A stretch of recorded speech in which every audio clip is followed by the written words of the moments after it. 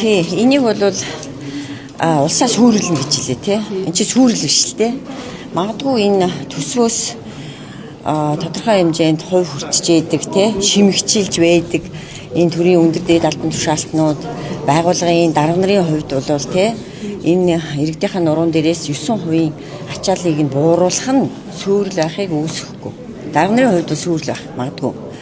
Гэхдээ энэ бол иргэдийн хувьд бол яг өнөөдөр ажил хөдөлмөр эрхлээд цалин аваад бизнес хийхийг оролдоод ингэж байгаа стратеги нөгөө махаа зулхаагаад бодит орлого нь энэ үнийн өсөлтөд гүйцэхэ байцсан энэ иргэдийн тухай бол энэ тухайд бол энэ бол гэгээ байхгүй юу? Багч гэсэн сүүмэлзэгтүүдэд үүсэж байгаа гэгээ сүрэл биш.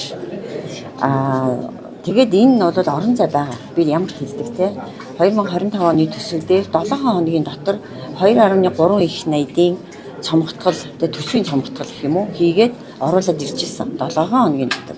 За дараа нь Зандан шатар ерөнхий сайд төсөвт тодтол хийхдээ яг одоогоос 1 жил орчмын өмнө бол бас 1.9 их найдаар төсвөө цомгтгоод оруулаад ирж ирсэн.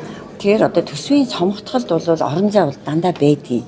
За магадгүй энэ орон зайг ингээд байхгүй болгох нь бол яагаад тэр албан тушаалтнуудад сүрэл болоод байна гэхээр мэдэхгүй энэ олон төсөл тендер энэ бүх юмнасаа одоо хүртхийг завшихыг хүсдэг тэр одоо явдалд нь сүрэл байхыг бол үүсэхгүй. Гэтэл энэ хувь хүний орлогын албан татварыг төлж байгаа энэ татварын 81% бүрдүүлж байгаа хүмүүс ингэж цалин авч өнөөдөр доктортой ажил эхэлж байгаа цалин авж байгаа ажилтнууд баггүй ажилтнууд 945 мянга орчим буюу бараг 1 сая орчим иргэн ажил хийгээд тэр авсан цалингаас татвар өгөөд тэр нь өөрөө хувь хүний орлогын албан татварыг 81% бүрдүүлж байна. За ер нь альва улсад бол дундаж анги гэж хэнийг хэлдэг вэ? Дундаж давхраг гэж хэнийг хэлдэг вэ гэвэл яг доктортой ажил хийж байгаа тогтмол цалин авж байгаа энэ улсуудаа хэлдэг. Улсын хөгжил юун дээр тогтдог вэ гэвэл дундаж давхраг дээрээ тогтдог. Тэр дундаж давхаргаа бэхжүүлж дундаж давхаргынхаа бодит орлогыг нэмэгдүүлж энэ одоо үнийн өсөлтөнд нэрвэгдэж байгаа байдлыг багч гэсэн бууруулах нь өөрөө тухайн улсын хөгжлийн түлхүүр авахгүй юу? Уг нь дундаж давхаргаа дэмжиж тухайн улс хөгждөг байх нь энэ одоо хуулийн гол одоо цөм болсон тэр хүмүүс бол цалин авч ажиллаж байгаа хүмүүс. Дээрэс нь чадан ядан янз бүрийн хөдөлмөр эрхлээд үйл ажиллагааны орлого гэж төлж байгаа иргэд энэ нь бол их цөөхөн хувь л да. Тэгэхээр нийтд нь бол энэ flat tax system буюу те энэ одоо тэгш жигд татвартай болгох нь бол эсэргээрээ татварын бааз суурийг тэлж байгаа.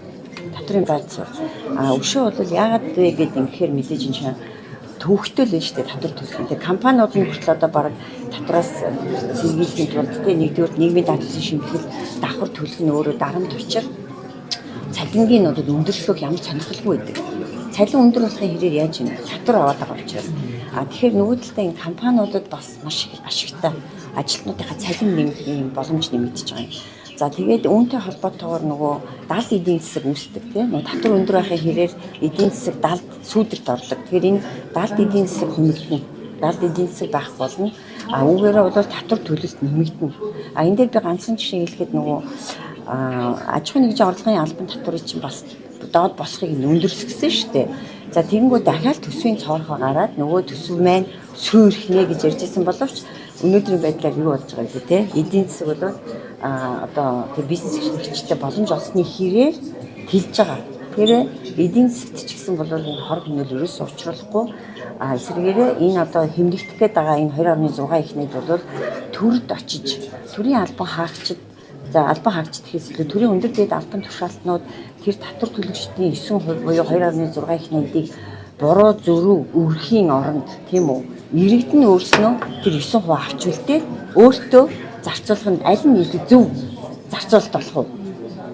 Өөрийнхөө мөнгийг хүн өөрөө л илүү зөв зарцуулна гэхээс аливаа 9% өгч би чиний өмнөөс зарцуулаад өгье гэдэг нь бол яагаад ч тийм зөв шийдвэр биш. Хамгийн дэд сайд энэ бол популист санаа гэсэн ийм тайлбар өгсөн байсан. Байж бол хамгийн популист. Ерөнхий сайдын зүгээс бас энэ хувь хүний орлогын албан татварыг орон нутгийн төсвөд бүрдүүлдэг. Учраас энэ одоо орон нутгийн төсвөд бүрдэх нөхцөлийг үүснэ гэдэг тайлбар өгсөн. Та ер нь энийг юу? За тэгэхээр иргэдийнхаа нуруунд дээрээс баг зэрэг ачааллыг нь бууруулъя гэхээр энэ нь өөрөө сүйрэл болчдөг. Тэ 2.3 их 80-аар 30 км зам барих болохоор энэ нь одоо дэвшил ч юм уу те одоо юу гэдэг гэгээ болчдөг юм гэж байхгүй л те. Би хэлээд байна төрийн албан хаагчид бишээ төрийн өндөр дэд албан тушаалтнуудаас сүйргахыг хүсв. За хоёрдугаар орон нутгийн төсөв тасрна гэж ярьж байгаа. Энэ бол ямар ч тасрах юм байхгүй. Яг тэгвэл орон нутгийн төсөв бол зөвхөн одоо хувийн орлогын албан татвараас бүрддэггүй тийм үү? Угаасаа төсвөөс орон нутагт яадаг дандаа татаас өгдөг. Тэгэхээр энэ ерөөсөө сангийн яамны хийх ажил юу гэвэл тохируулбал хийх ёстой асуудал. Нэг аймагт жишээлбэл ер нь бол энэ судалгааг харахад орон нутгийн одоо энэ хувийн орлогын албан татвараар бүрдэж байгаа энэ мөнгө шүү дээ. Бараг нэг 700 орчим тэрбум юм байлээ. Өөрөөр хэлбэл тэгэхээр энэ 700 орчим тэрбумыг одоо энэ өргүү зарах гэдэг байгаа те эрэм дарааллын очир дайраад байгаа энэ төслүүдээсээ гаргаж хэмнэж тэр одоо татаас буюу шилжүүлэх хэлбэрээр орон нутаг руугаа өгчгэд ямар ч асуудал байхгүй. Энэ дээр бол бүр ерөөсөө дараа жилийн төсвийг оруулахдаа тэр нөгөө хуваарлтыг нь жоохон өөрчлөөл жоохон нэмээл татаас хэлбэрээр олгож байгаа.